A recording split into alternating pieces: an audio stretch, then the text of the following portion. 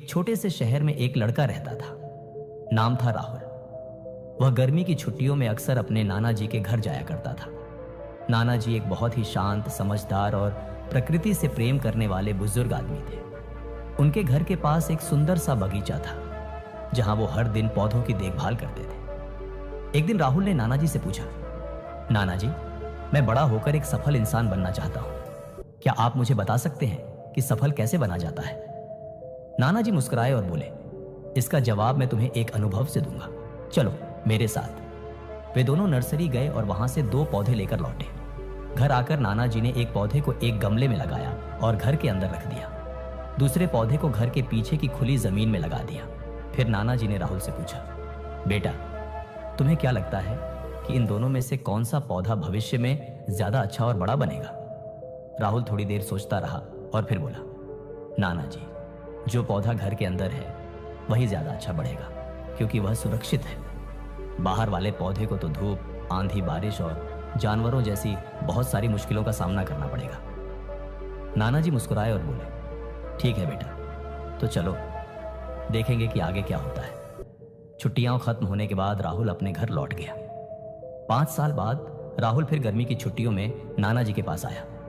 राहुल ने कहा, नाना जी, पिछली बार मैंने आपसे सफल कैसे बना जाता है ये पूछा था, लेकिन आपने जवाब नहीं दिया। इस बार आपको मुझे जरूर बताना होगा। नाना जी मुस्कुराते हुए बोले, चलो तुम्हें तुम्हारे सवाल का जवाब देते हैं, लेकिन पहले उन पौधों को देखें जो हमने साथ लगाए थे। वे पहले उस पौधे के पास गए जो गमले में और घर के अंदर था। वह पौधा अब थोड़ा बड़ा होकर एक छोटा सा पेड़ बन चुका था। फिर वे बाहर गए जहां दूसरा पौधा लगाया गया था। वहां एक विशाल वृक्ष खड़ा था, जिसकी शाखाएं दूर दूर तक फैली थी और जो राहगीरों को छाया दे रहा था। नाना जी ने राहुल से पूछा, अब बताओ बेटा, इनमें से कौन सा पौधा ज्यादा बड़ा और सफल बना और क्यों? राहुल बोला, नाना जी, जो पौधा बाहर था वही ज्यादा बड़ा और सफल बना। लेकिन यह कैसे हुआ? उसने तो इतने खतरे झेले होंगे, धूप, बारिश, आंधी, फिर भी यह इतना बड़ा हो गया। नाना जी ने मुस्कुराते हुए कहा, बिल्कुल बेटा, बाहर वाले पौधे को बहुत सारी मुश्किलों का सामना करना पड़ा, लेकिन इन मुश्किलों ने ही उसकी जड़ों को मजबूत बना दिया। उसे खुली जमीन मिली, जहां उसने अपनी जड़ों को जितना चाहे फैला लिया। बारिश और तूफानों ने उसकी परीक्षा ली और उसने हर बार उन्हें पार किया। इसलिए आज वह इतना मजबूत है कि छोटी मोटी आंधियां उसका कुछ नहीं बिगाड़ सकती। जबकि जो पौधा हमने गमले में और घर के अंदर रखा, उसे किसी परेशानी का सामना नहीं करना पड़ा। वह सुरक्षित तो रहा, लेकिन उसकी जड़ें गमले में सीमित रहीं। इसलिए वह न तो बड़ा हो पाया और न ही मजबूत। फिर नाना जी ने राहुल की आंखों में देखते हुए कहा, बेटा, यह याद रखना, जब तक तुम जीवन में संघर्ष नहीं करोगे, कठिनाइयों का सामना नहीं करोगे, तब तक तुम सफल नहीं बन सकते।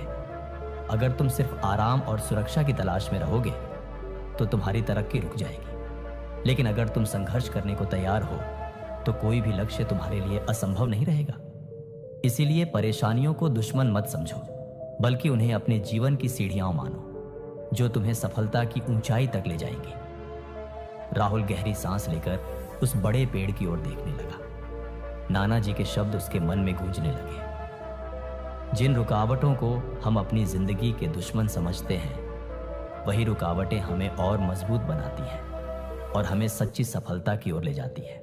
इस कहानी से हमें यह सीख मिलती है कि हमारी जिंदगी में चुनौतियां और कठिनाइयां अक्सर आती हैं।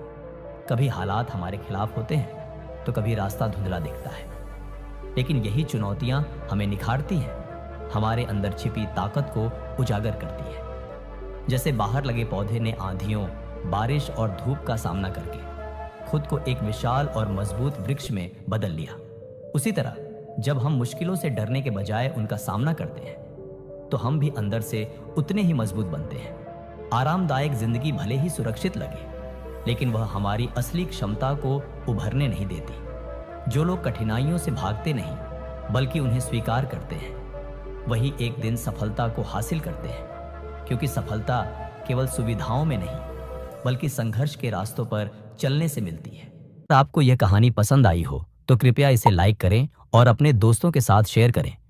अगर आप ऐसी ही और प्रेरक कहानियों को सुनना चाहते हैं तो हमारे चैनल को सब्सक्राइब करें।